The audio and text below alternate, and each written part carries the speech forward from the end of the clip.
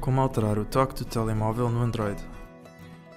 Olá, bem-vindos a mais um vídeo da RAT ADCC. Neste vídeo vamos aprender como alterar o toque do telemóvel no Android. Primeiro tocamos no ícone de definições do Android. Depois descemos até encontrar sons e vibração e selecionamos.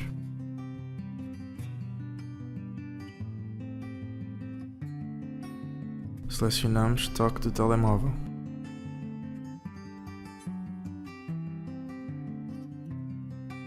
Aqui podemos escolher um toque entre as opções padrão do telemóvel ou adicionar um toque personalizado. Primeiro vamos selecionar um toque padrão aleatoriamente.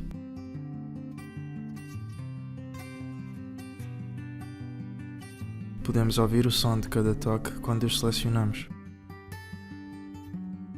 Tocamos em OK e o toque será alterado. Para adicionar um toque novo, podemos selecionar a última opção, Adicionar toque.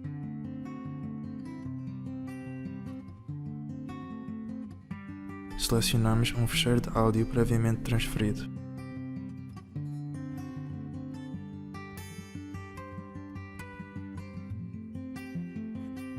Podemos ver que o áudio foi adicionado à lista de toques.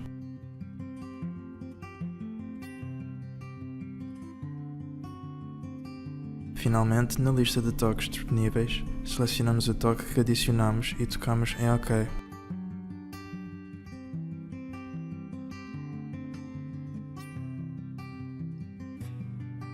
Espero que tenham gostado. Para mais vídeos sobre o Android ou outros, vejam o nosso canal. Obrigado.